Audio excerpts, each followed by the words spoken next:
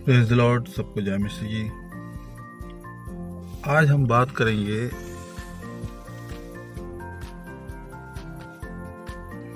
उस घटना की जिसमें प्रभु यीशु मसीह जक्कई के घर पर जाकर भोजन करते हैं।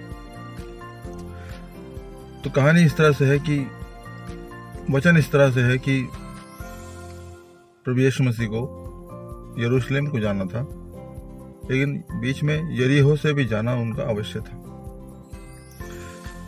अब वहां पर एक व्यक्ति था जिसका नाम जक्कई था।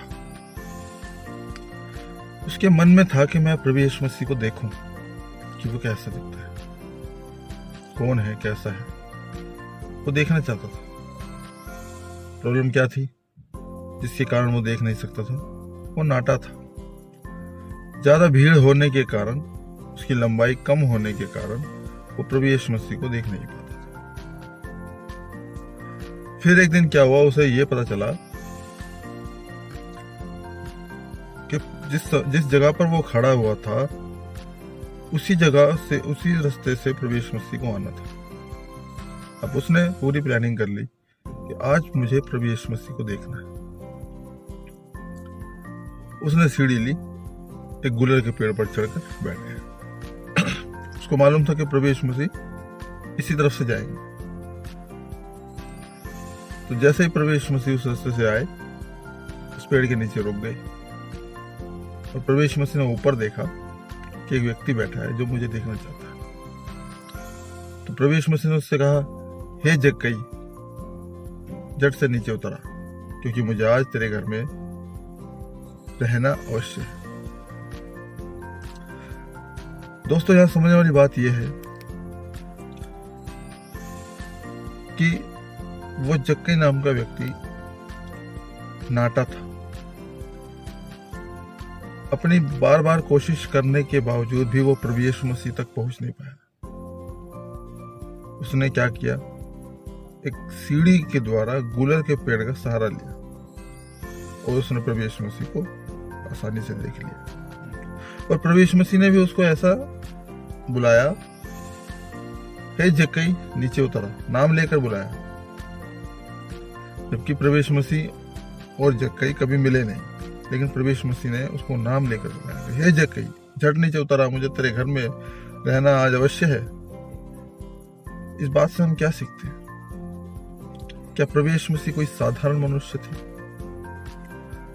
जो व्यक्ति कभी मिला नहीं, कभी उसे देखा नहीं, उसका नाम लेना कैसे संभव है? इस बात से हमें पता लगता है, इस घटना से हमें पता लगता है कि प्रभु यीशु मसीह कोई साधारण मनुष्य नहीं बल्कि परमेश्वर है। दूसरी बात कि उस व्यक्ति ने, जक्कई नाम के व्यक्ति ने गुलर के पेड़ का सहारा लिया प्रभु यीशु मसीह को देखने के लिए। ये गुलर का पेड़ हमें क्या दर्शाता है? ये गुलर का पेड़ हमें दर्शाता है अनुग्रह को। अनुग्रह के द्वारा ही हमारा उद्धार हुआ है। इसकी कम हाइट होने के कारण वो प्रभु यीशु मसीह को, अपनी ताकत से वो प्रभु यीशु मसीह को देख ना सका। उसने बहुत कोशिश की, लेकिन एक गुलर के पेड़ पर चढ़कर उसने प्रभु यीशु मसीह को आराम से देख लिया, आसानी से देख लिया। तो हमसे ये पता चलता है कि ये अनुग्रह से प्रभु यीशु मसीह हमारा उद्धार करता है। जैसा कि वचन भी कहता है कि हमारे कामों से नहीं, अनुग्रह से हमारा उद्धार हुआ है, ना कि कोई अपने कामों पर घमंड करे। ये गुलर का पेड़ हमें अनुग्रह को दर्शाता है। एक उदाहरण के तौर पर मैं एक बात बताना चाहता हूँ कि जैसे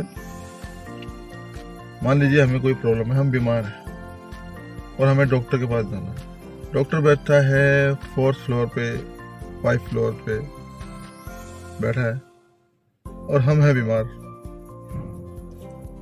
सीढ़ी चढ़कर क्या कोई व्यक्ति डॉक्टर के पास जा पाएगा बिना किसी सहारे के? लेकिन सीढ़ी के साथ में लिफ्ट लगी, वो व्यक्ति बीमार है, लिफ्ट का दरवाजा खोलेगा, लिफ्ट में फ्लोर दबाएगा, सीधा डॉक्टर के पास। यही अनुग्रह है। वह व्यक्ति, बीमार व्यक्ति, डॉक्टर के पास अपनी ताकत से सीढ़ियां चढ़कर नहीं जा सकता। ठीक इसी तरह से हम प्रभु यीशु मसीह को अपनी ताकत से, अपने दिमाग से, अपने ज्ञान से उसको पा नहीं सकते, उसको ढूंढ नहीं सकते, उससे मेल नहीं कर सकते, क्योंकि हमारा मेल उससे करना अवश्य है। क्योंकि वो पहला व्यक्ति जो आदम था, उसने पाप किया और परमेश्वर से मनुष्य जाति का संबंध जो टूट गया है, प्रभु यीशु मसीह के द्वारा दोबारा मनुष्य सीधे परमेश्वर से संपर्क कर सकता है, लेकिन अपने आप नहीं कर सकता। वो अपनी ताकत, अपने बल से, अपने सामर्थ, अपनी शक्ति से मनुष्य कुछ नहीं कर सकता, सिवाय एक प्रभु यीशु मसीह पर विश्वास करता है तो वो उद्धार के मार्ग में आता है। इसलिए मेरे प्यारो, आज दुनिया में बहुत से ईश्वर हैं, बहुत से परमेश्वर बने हुए हैं, बहुत से प्रभु कहलाते हैं, लेकिन हमारे लिए तो मात्र एक उद्धारकर्ता प्रभु यीशु मसीह, जो हम पर अनुग्रह करता है और उसी से हमारा उद्धार है। गूलर का पेड़ हमें अनुग्रह को दर्शाता है। फिर आगे चलकर प्रभु यीशु मसीह जक्कई के घर में जाते हैं और वहां भोजन करते हैं। इस बात को लेकर वहां सदूकी फरीसी जो खड़े थे वो निराश हो जाते हैं, क्रोधित हो जाते हैं और कहते हैं कि यह व्यक्ति पापियों के साथ क्यों खाता पीता है। ये बात प्रभु यीशु मसीह, उनके वो बात उन्होंने अपने मन में बोली और प्रभु यीशु मसीह ने उनकी मन की बात को जानकर उनसे ये कहा कि यदि तुम जानते कि वैद भले चंगों को नहीं परंतु बीमारों को अवश्य है, यानी डॉक्टर की जरूरत सिर्फ बीमारों को होती है, किसी ठीक व्यक्ति को इलाज करने के लिए डॉक्टर की जरूरत नहीं होती। इस बात से हम क्या पता चलता है कि उनके मन की, सदूकी फरीसियों की जो मन की बात को प्रभु यीशु मसीह दूर से जांच लेता है, परख लेता है। ये कोई साधारण व्यक्ति ऐसा नहीं हो सकता सिवाय परमेश्वर के। प्रभु यीशु मसीह जक्कई के घर में गए, वहां उन्होंने भोजन किया। भोजन के बाद एक परिवर्तन जक्कई के हृदय में। जक्कई ने खड़ा होकर कहा, मैंने जिसका लिया है, हे प्रभु, मैंने जिसका लिया है उसका चौगुना फेर दूंगा, दोगुना चौगुना फेर दूंगा। और उसने फेर दिया। जो उसने गलत काम करके पैसे किसी कमाए थे गरीबों के या किसी 2 नंबर के काम से, वो सब उसने दुगने चौगुने लौटा दिए।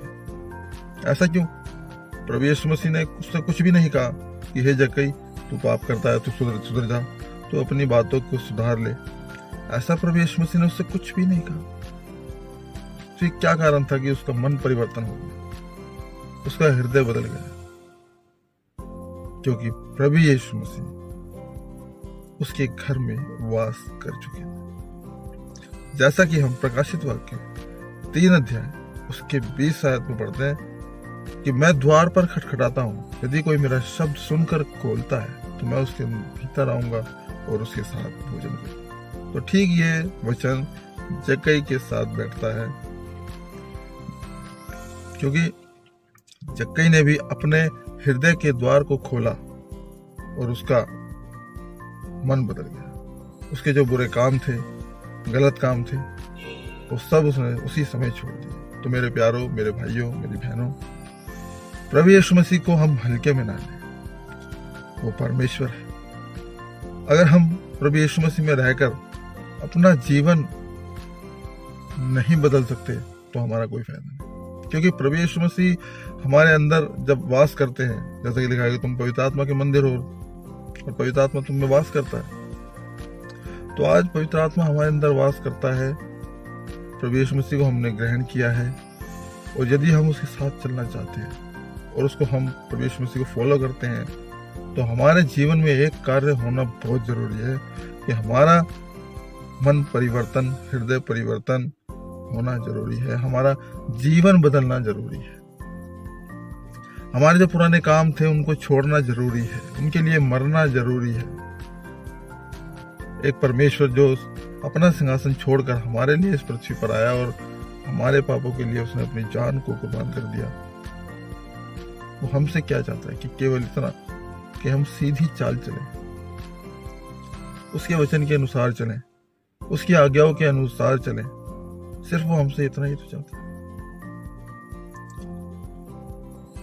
तो इसलिए हे भाइयों, प्रभु यीशु मसीह को हल्के में ना लें। उसे कोई कुछ समझता है, कोई प्रभु समझता है, वो सोचते हैं कि प्रभु यीशु मसीह माफ कर देगा, माफ करने वाला है, माफ करने वाला है। लेकिन हम ये भूल जाते हैं कि लिखा है वचन में कि परमेश्वर धर्मी और न्यायी भी है।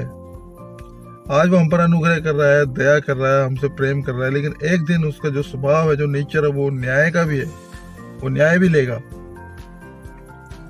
तो उसके न्याय से, उस न्याय से हमें बचना है।